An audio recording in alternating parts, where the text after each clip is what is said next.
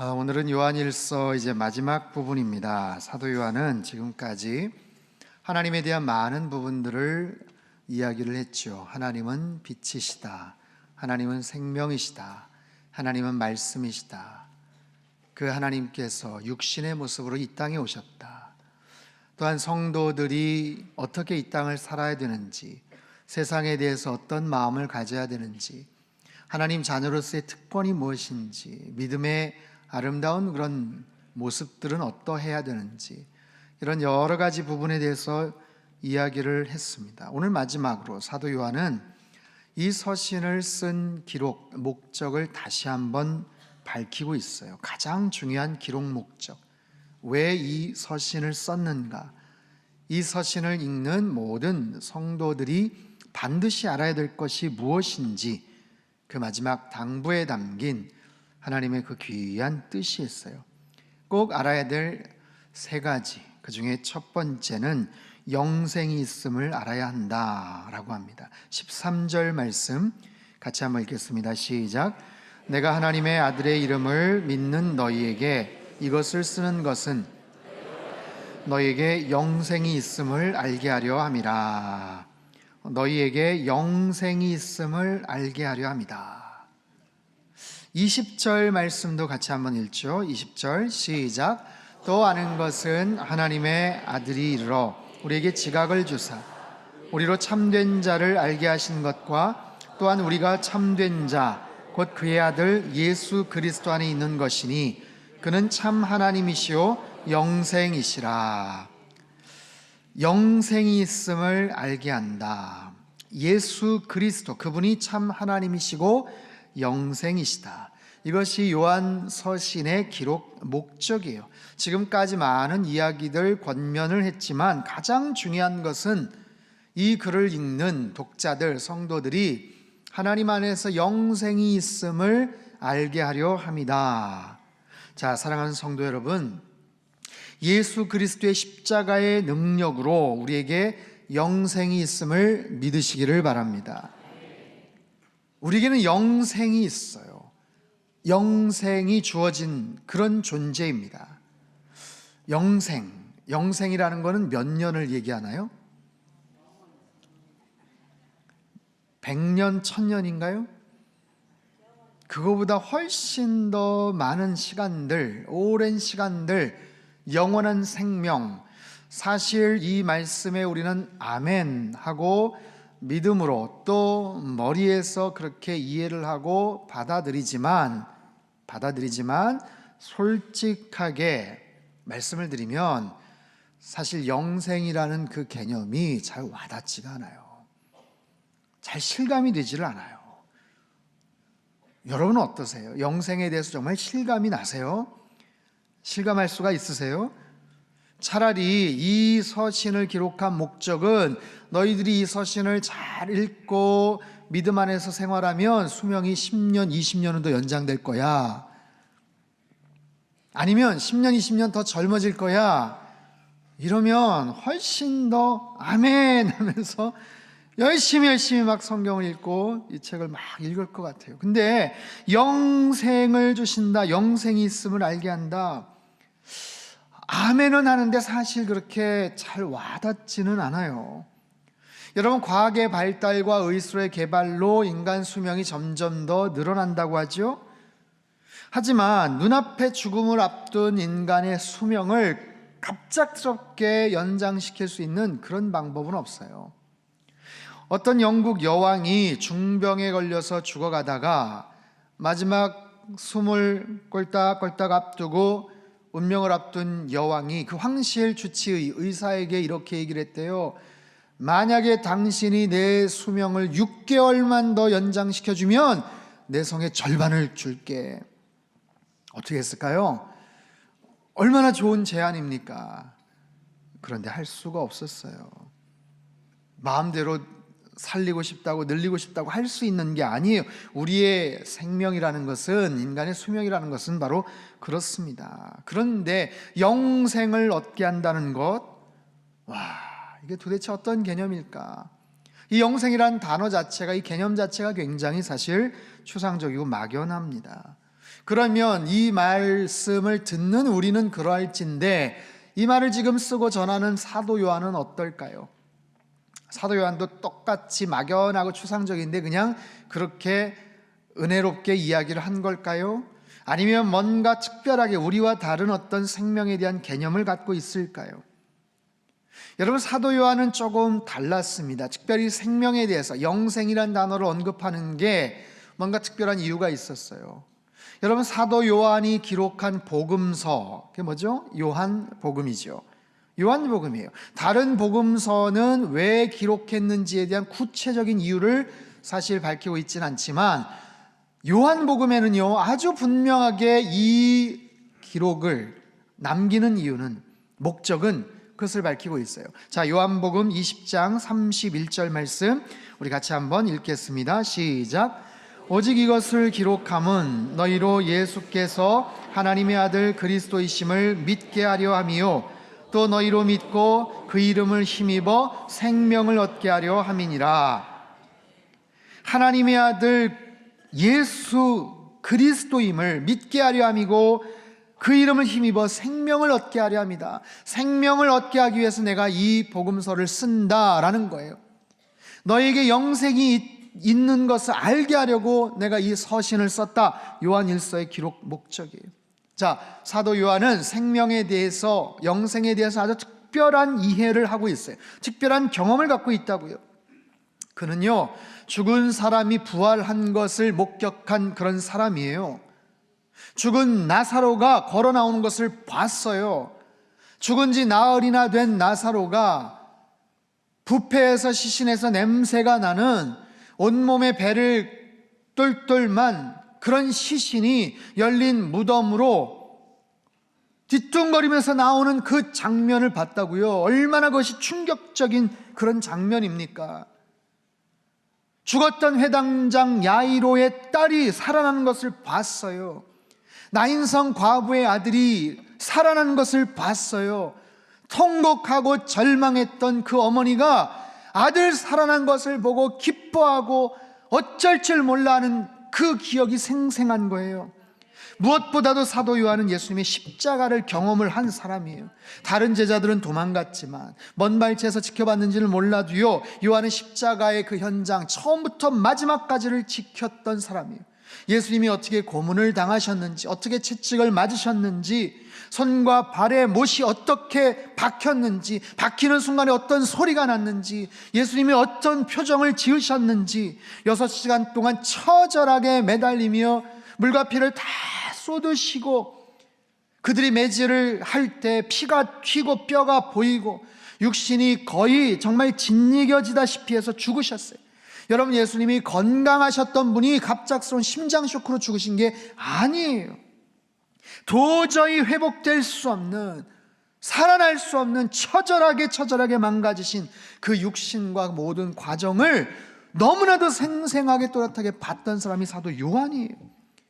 그 비릿한 피냄새와 고통스러운 신음소리와 눈뜨고는 볼 수 없는 처절하게 찢겨지시는 그 장면들, 온몸으로 체험했던 그 모든 상황을 온몸으로 경험을 했던 사도 요한에게 예수님의 부활하심은요, 기쁨과 감격을 넘어서는 사실 충격이에요. 충격. 어떻게 이게 가능할까?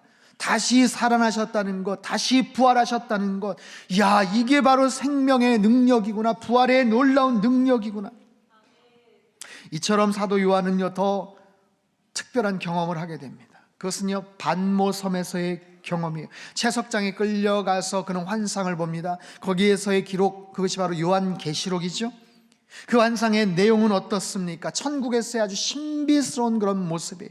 장차 들어가서 우리가 접하게 될, 경험하게 될 그 천국, 새하늘과 새 땅의 그 아름답고 찬란한 모습들, 소정같이 맑은 유리 바다와 햇빛보다 찬란한 그곳에서 온갖 화려하고 신비롭고 아름다운 보석들이 치장이 되어 있는 12 진주문이 있고요, 그 성읍의 길은 유리처럼 맑은 정금으로 황금으로 되어 있는 곳, 다시는 아픔이나 사망이나 곡하는 것이나 두려움이, 어두움이 없는 바로 그곳.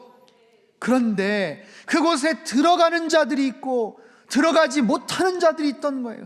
그 환상을 봤어요. 자, 요한계시록 20장 11절에서 15절 말씀, 우리 표준세 번역으로 한번 같이 읽겠습니다. 시작.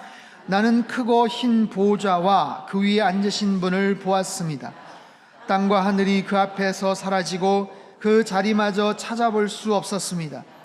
나는 또 죽은 사람들이 큰 자나 작은 자나 할 것 없이 다 그 보좌 앞에 서 있는 것을 보았습니다. 그리고 책들을 펴놓고 또 다른 책 하나를 펴놓았는데 그것은 생명의 책이었습니다.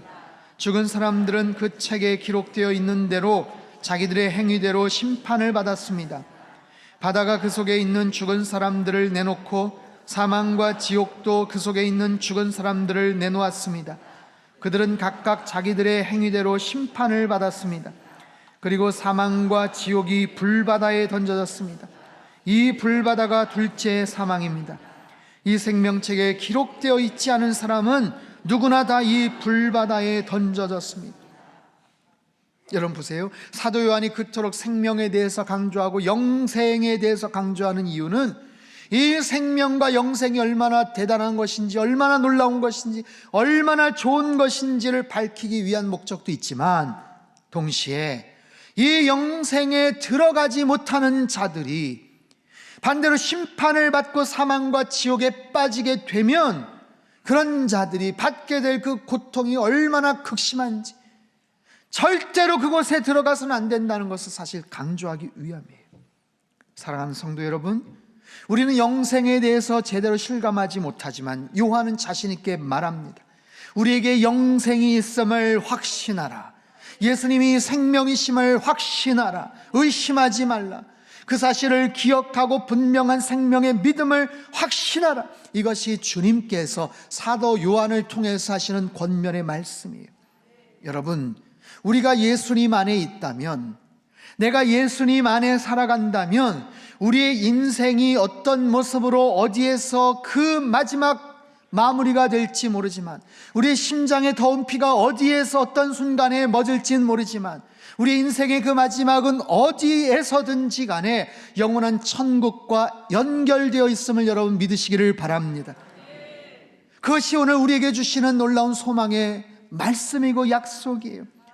천국으로 가는 계단, 천국으로 가는 유일한 길은 오직 예수 그리스도 한 분이심을 믿으시기를 바랍니다. 이 사실을 알아야 된다라는 거예요. 두 번째 알아야 되는 것, 기도의 능력을 알아야 한다라는 거예요. 14절 15절 말씀을 우리 같이 한번 읽겠습니다. 시작. 그를 향하여 우리가 가진 바 담대함이 이것이니 그의 뜻대로 무엇을 구하면 들으심이라. 우리가 무엇이든지 구하는 바를 들으시는 줄을 안즉 우리가 그에게 구한 그것을 얻은 줄을 또한 아느니라. 그의 뜻대로 무엇을 구하면 들으심이라. 우리가 구하는 것을 하나님은 들어주신다, 응답하신다, 역사하신다, 무엇이든지 구하는 바를 들어주신다. 그러니 담대하게 기도해라. 확신을 갖고 기도해라. 이 기도의 놀라운 응답과 기도의 놀라운 능력을 지금 이야기를 하고 있어요. 사도 요한은 어떻게 이렇게 확신을 할까요? 어떻게 이렇게 자신 있게 말할까요? 무엇이든지 그의 뜻대로 구하면 들어주신다. 사도 요한은 얼마나 많이 기도를 했을까요? 이런 분명한 확신을 갖고 있다면 얼마나 많이 기도를 했고 또 어떤 기도의 응답을 받았을까요? 여러분, 사도행전을 보면요, 베드로와 바울은 안디옥 교회, 안디옥이라는 지역, 고린도라는 지역, 에베소라는 지역, 소아시아 지역을 다니면서 복음을 전하고 교회를 세우게 됩니다. 특별히 에베소라는 지역은요, 사도 바울이 3차 전도 여행 때 머물면서 복음을 전하고 교회를 세웠던 곳이에요. 3년간 열심히 신실하게 복음을 전하고 교회를 세웠던 사도 바울이 그곳을 떠납니다. 예루살렘에 가죠. 거기서 붙잡혀요. 그리고서는 이제 로마로 가서 황제에게 재판을 받기 위해서 로마로 갑니다. 그렇게 에베소 사역을 정리하고 떠나가 있는 동안 그 에베소 교회는 사도 바울이 정말 아끼고 사랑하는 디모데가 그곳을 이제 목회를 하는 거예요. 그리고 나서 어느 정도 좀 시간이 지나고 AD 한 60년, 65년, 예수님 돌아가시고 나서 한 30여 년 가까이 되었을 때 사도 요한이 어머니 마리아를 모시고 에베소로 이주를 해요. 그때까지는 예루살렘에 거주했었던 것 같아요. 그러다가 왜 그것을 떠났나? 예루살렘 지역에 핍박이 무지하게 심해졌어요. 그래서 더 이상 거기에서 살 수가 없었어요. 그래서 예수님의 어머니 마리아를 모시고 에베소라는 곳으로 이주를 하는 거예요. 그리고 그곳에서 봉양을 하면서 그곳에서 살고 연로해진 마리아 잘 모시면서 교회 사역을 돕습니다. 그리고 그곳에서 아마 어머니 마리아는 숨을 거둬요. 에베소란 지역, 어느 지역에 그 무덤이 있다라고도 합니다. 그리고 나서 사도 요한은요, 사도 바울이 처음 세웠던 그 에베소 교회, 거기에서 귀한 사역을 감당하게 되죠. 그러던 중에 도미티아누스 황제, 크리스찬들을, 교회를 극심하게 핍박을 했던 그 황제의 핍박, 그 말기에 대대적인 기독교 박해가 막 시작이 되었을 때, 마지막 예수님의 살아있는 제자라는 이유 때문에 사도 요한이 집중적으로 공격을 당하고 아주 핍박을 당하게 됩니다. 어려움을 당하게 돼요. 붙잡혀서 갖은 고초를 당해요. 전승에 의하면요, 사도 요한이 독배를 마셨다고 해요. 독이 있는 그런 잔을 들이켰는데 신비하게도 죽지를 않았대요. 그리고는 끓는 기름가마 속에 던져졌지만 멀쩡한 모습으로 거기서 나왔다라고도 합니다. 그래서 황제는요, 사도 요한을 반모섬으로 그냥 유배를 보내버려요. 이 반모섬은 에베소 서남쪽 90km 지점에 있는 작은 섬입니다. 가기가 그렇게 쉽지는 않아요. 아주 황량한 무인도 같은 그런 섬인데 하루 종일 소량의 음식을 먹으면서 땡볕을 쐬면서 거기에서 돌을 캐는 거예요. 채석장이 아주 고된 일들을 합니다. 건장한 사람도 3개월, 6개월을 버티기가 참 힘든 곳인데 사도 요한은 그곳에서 약 1년 반 정도를 삽니다. 그러다가 도미티아누스 황제가 죽고 그는 유배지에서 풀려 나와서 다시 에베소에 가게 돼요. 그리고 세상을 떠날 때까지 그곳에서 삶을 보내게 됩니다. 자, 한번 생각을 해보세요. 사도 요한은 예수님을 처음 만나고 예수님의 제자가 되고 예수님의 특별한 십자가 사건 경험하고 부활승천 사건 경험하고 초대교회가 새롭게 일어나는 그런 모든 장면들, 그리고 살아오는 모든 과정 속에서 사도 요한은 얼마나 열심히 기도를 했겠어요. 교회를 위해서, 그렇죠? 함께 일하는 귀한 믿음의 동역자들을 위해서, 자신이 섬기고 봉양하는 어머니 마리아를 위해서, 때론 황제의 그 혹독한 핍박 속에서 믿음을 지킬 수 있게 해달라고 얼마나 기도했겠어요. 반모섬 채석장에서 나이가 든 상태에서 아주 고통스러운 나날들을 보내면서 얼마나 많은 기도를 했겠어요. 그 많은 시간들, 시련과 고통의 세월들을 보내면서 사도 요한이 기도했던 그런 분명한 기도에 대한 응답과 그 체험을 통해서 이야기하는 거예요. 우리가 어떤 기도를 드려야 되고 하나님이 어떤 기도에 응답하시는지, 어떤 모습으로 하나님 앞에 기도할 때 하나님께서 응답하시고 어떤 기도는 들어주시지 않는지, 죽음의 순간을 경험을 합니다. 사도 요한이 열심히 기도했겠죠. 뭐라고요? 하나님 살려주세요, 도와주세요, 구해주세요, 이렇게 기도했을까요? 그렇게 기도했을 수도 있지만 어쩌면 주님 감사합니다, 저에게 드디어 순교의 기회를 주시는군요. 다른 사도들처럼 저도 영예롭게 죽겠습니다. 마라나타, 주님 다시 오시옵소서, 이렇게 기도하고 그 마지막 순간을 맞이할 터인데 죽지를 않는 거예요. 죽을 수밖에 없는 상황이었는데도 불구하고 하나님께서 그를 살려주시는 거예요. 이 모든 것이 하나님의 뜻이구나. 나의 생사화복은 하나님 손에 달려있구나. 내가 어떤 모습으로 하나님 앞에 간구해야 될지를 하나님께서 알려주시는구나. 반대로 하나님의 뜻이 아니면 아무리 될 것 같아도 기도 응답이 이루어지지 않는구나. 이런 기도의 응답들, 기도에 대한 체험들, 원칙들, 이것을 마음속에 새기면서 그의 말년에 요한 복음을 기록을 합니다. 그러면서 예수님이 하셨던 말씀들을 회상을 하고 떠올리는 거예요. 그래서 다른 제자들이 기록하지 않았던 아주 중요한 기도에 대한 주님의 말씀을 그가 떠올리면서 이렇게 이야기를 합니다. 요한복음 15장 7절 말씀 같이 읽지요. 시작. 너희가 내 안에 거하고 너희 안에 거하면 무엇이든지 원하는 대로 구하라. 그리하면 이루리라. 아멘.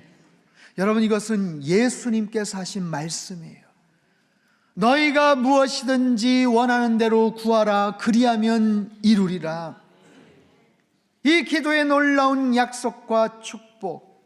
하지만 너희가 내 안에 거하고 내가 너희 안에 거하면, 사도 요한이 했던 이야기랑 별반 다르지 않아요. 하나님의 뜻대로 구하는 것, 하나님의 뜻 안에서 구하는 것. 본인도 그런 실패와 실수를 경험했겠죠. 자기 욕심대로 뭔가를 구했는데 이루어지지 않는 것들을 경험을 했겠죠. 하지만 그 욕심과 마음의 것들을 내려놓고 하나님의 뜻 안에서 기도했더니 놀라운 모습으로 그것이 응답이 되더라. 그것이 얼마나 가능한 일이냐, 불가능할 것 같으냐, 그게 중요한 게 아니고 정말 그것이 하나님의 뜻 안에 있는 것이냐, 내가 주님 안에 있냐, 아니면 주님께서 내 안에 있느냐, 그게 정말로 중요한 그런 기도더라라는 거예요. 사랑하는 성도 여러분, 우리는 이 기도에 대한 영적인 이 말씀 교훈을 잘 마음속에 간직하고 기억해야 돼요. 우리가 기도할 때 열심도 좋고 간절함도 좋지만 정말 하나님의 뜻 가운데서 기도를 하는가? 포장은 정말 그럴듯해요. 하나님의 뜻이라고 포장은 그렇게 기록되어 있고 써 있지만 내용물은 철저하게 나의 욕심과 나의 뜻이 가득 차 있는 기도가 얼마나 많은지 몰라요. 그런 의미에서 사도 요한이 하는 이 고백들, 주님의 뜻 가운데, 하나님의 뜻 가운데서 너희가 무엇을 구하든지 하나님은 응답해 주실 것이다. 여러분, 우리의 기도는요, 단순한 우리의 소망과 내가 정말 원하는 어떤 그런 청구서들을 주님 앞에 드리고 빨리 이거 응답해 주세요, 이게 아니에요.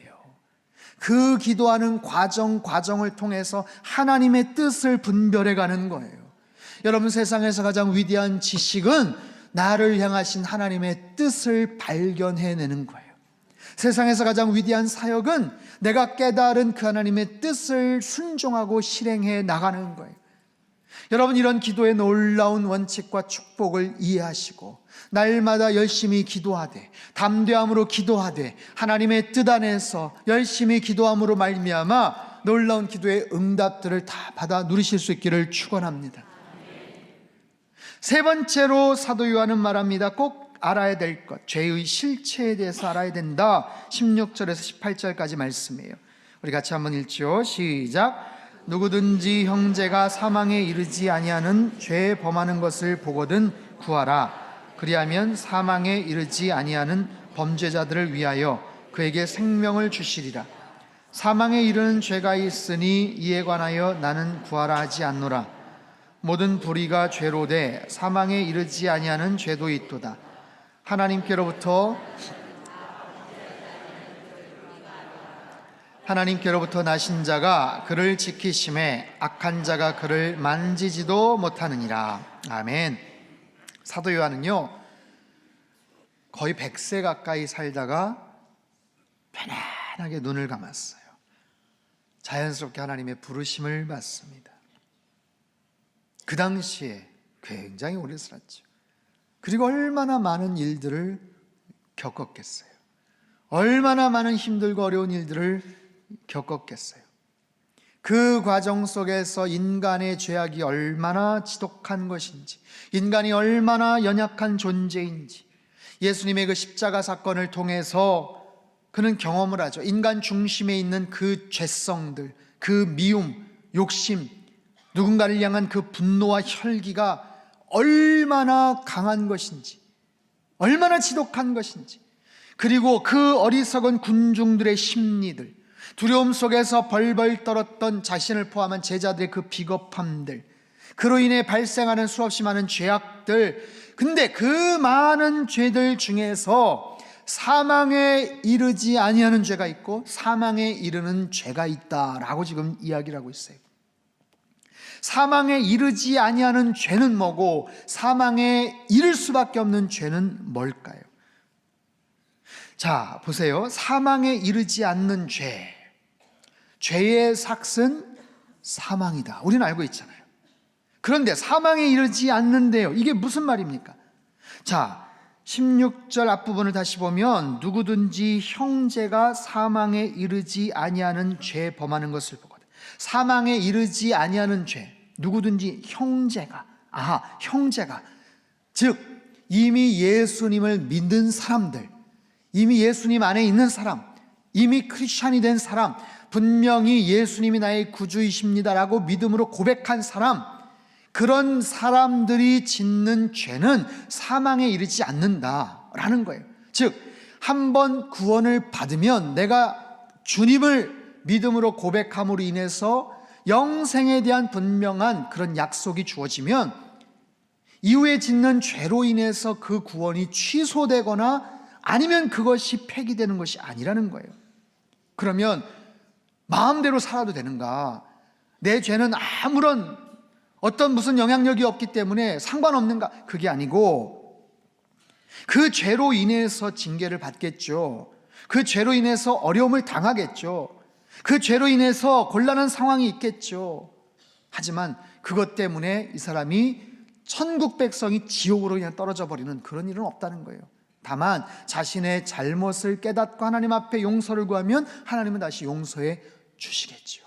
그것이 바로 사망에 이르지 아니하는 죄예요. 그렇다면 사망에 이르는 죄는 뭔가? 여러분, 하나님은 용서의 하나님이신 줄 믿습니다. 70번씩 7번이라도 용서하실 수 있는 그런 하나님이신데, 야, 저 죄는 내가 용서 못해, 그런 죄가 있는가? 있다는 거예요. 사망에 이르는 죄란, 이것은요, 성령님의 구원 사역을 방해하는 소위 말해서 성령 회방죄입니다. 마태복음 12장 31절 32절을 같이 읽죠. 시작. 그러므로 내가 너희에게 이르노니 모든 죄와 모독은 사하심을 얻되 성령을 모독하는 것은 사하심을 얻지 못하겠고, 또 누구든지 말로 인자를 거역하면 사하심을 얻되 누구든지 말로 성령을 거역하면 이 세상과 오는 세상에서도 사하심을 얻지 못하리라. 자, 성령 회방죄가 사함받지 못하는 이유는요, 하나님의 구원의 은혜를 거부하는 악행이기 때문에 그래요. 이 구원의 놀라운 은혜, 즉 성령님의 그 구원 사역을 적극적으로 방해하는 그런 죄악들, 하나님의 그 구원 사역, 예수님의 그 놀라운 십자가의 희생을 함부로 여기는 죄악들, 누군가에게 복음을 전하려고 하고요, 그 사람이 이제 막 예수님을 영접하려고 하는데 그 옆에서 회방을 하거나 구원받지 못하게 적극적으로 방해하는 바로 그런 일들, 그것은 가장 무서운 큰 죄악이다라는 거예요. 용서받지 못할 그런 죄악들. 그래서 사도 요한이 말하는 것은 뭐예요? 죄의 실체가 무엇인지를 정확하게 알아야 된다는 거예요. 죄가 무엇인지, 여러분 오늘 이 시대에 살아가는 문화와 유행과 철학과 어떤 여러 가지 그런 세상적인 그런 기준들은 이 죄에 대해서 함부로 평가를 하고 때로는 아무렇지도 않게 희석을 시켜버려요. 죄가 아니라는 거예요. 상처 때문이라는 거예요. 기질 때문이라는 거예요. 사회적인 문제 때문이라는 거예요. 죄가 죄인 것을 이야기를 하지를 않아요. 죄의 본질이 무엇인지를 분명히 알아야, 죄의 그 무서운 대가가 무엇인지를 알아야 우리가 그 앞에서 경건하게, 조신하게, 경거망동하지 않고 살아야 되는데 그 죄에 대해서 함부로 여기는 거예요. 반대로 이 죄에 대한 부분들을 지나치게 잘못된 모습으로 주입을 시키면 성도들이 죄의식과 죄책감을 갖고 자꾸만 구원에 대해서 의심을 합니다. 사단이 그 부분을 자꾸만 조장을 해요. 네가 무슨 하나님 자녀야, 네가 무슨 그러고도 천국 백성이야 하면서 자꾸만 그 마음속에 불안하게 만들고 의심케 만드는 거예요. 그렇지, 나는 아직 용서받지 못했지, 그런 자괴감과 패배의식과 두려움을 갖게 만든다라는 거예요. 그래서 이 죄에 대한 분명한 기준과 거기에 대한 결과들을 정확하게 알아야 됩니다.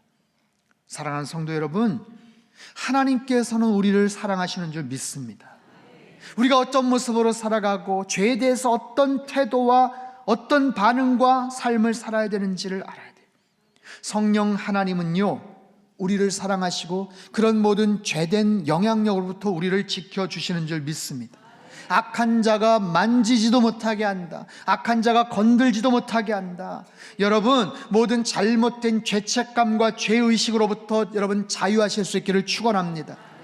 반대로 모든 죄된 생각들, 모든 죄된 유혹과 그런 모든 행실에서 여러분 싸워서 승리하실 수 있기를 바랍니다.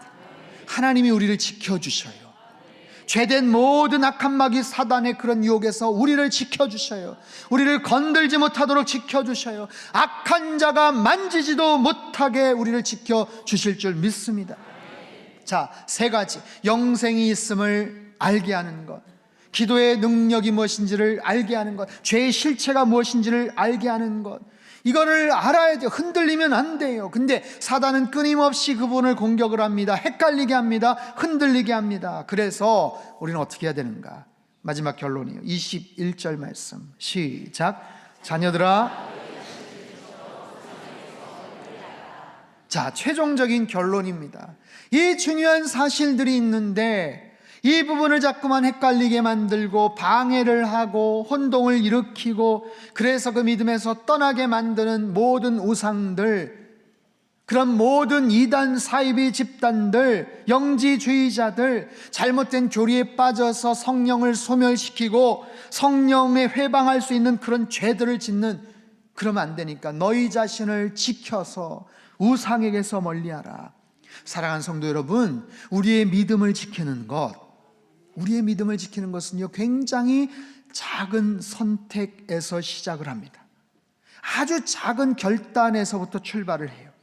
이것은요, 내가 서 있는 위치를 정하는 거예요. 내가 서 있는, 내가 바라보는 방향을 결정짓는 거예요. 방향을 짓는 것은 굉장히 간단합니다. 하나님은 진리의 태양이시고 하나님은 생명의 빛이 되셔요. 그런데 그 하나님 앞에 우리가 방향을 향해 있으면 그 영향을 받게 되죠. 그러나 그 진리의 태양 되시는, 빛 되시는 하나님을 등지고 있으면 전혀 혜택을 받지를 못하는 거예요. 내가 서 있는 곳이 하나님을 바라보는 쪽인가, 아니면 하나님을 등지는 쪽인가, 그 작은 선택과 행동에 따라서 우리의 삶과 운명, 천국과 지옥이 왔다 갔다 하는 거예요. 하나님은 물론 우리를 사랑하세요. 우리와 함께 하세요. 악한 자가 만지지 못하도록 우리를 지켜주십니다. 대신 그 방향을 어디로 향하고 있는가, 하나님을 향하는가 아니면 하나님을 등지고 있는가, 그 작은 결단과 선택은 전적으로 우리의 책임이다라는 거예요. 우리의 의지예요. 여러분, 하나님을 바라보시며 사시기를 축원합니다. 분명하게 방향을 정하십시오. 왔다 갔다 하지 마세요. 이쪽 바라봤다 저쪽 바라봤다 하시면 안 돼요. 양다리를 걸치듯이 어느 쪽이 좀 더 유리한가? 여러분, 하나님은 그런 하나님 아니세요. 마음을 정하십시오. 방향을 정하십시오. 그렇다면 그 방향을 향해서 날마다 가까이 걸어 나가실 수 있기를 바랍니다. 믿음의 주여 온전케 하시는 그 살아계신 하나님의 아들 예수 그리스도, 그분을 향해서 나아가실 수 있기를 바랍니다. 그럴 때 우리에게 영원한 생명, 그 놀라운 생명의 비밀, 그 능력을 우리에게 주시고 기도의 응답도 허락해 주시고 모든 죄에서 자유케 하심으로 날마다 승리하는 삶이 이루어질 줄로 믿습니다. 기도하겠습니다. 하나님 아버지, 우리를 하나님의 자녀 삼아 주셔서 참 감사합니다. 하나님, 우리에게 영생의 놀라운 축복이 있음을 분명히 믿고 살게 하여 주시옵소서.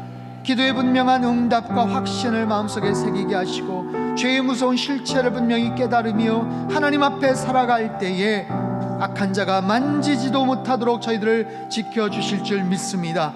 주님, 우리가 서 있는 위치와 방향을 정확하게 정말 하나님을 향해 나아가게 도와주시고, 그렇게 믿음의 주여 온전케 하시는 예수 그리스도만을 바라보는 하나님의 거룩한 백성, 천국의 시민들 되게 역사하여 주시옵소서. 존귀하신 예수님의 이름으로 감사하며 기도하옵나이다.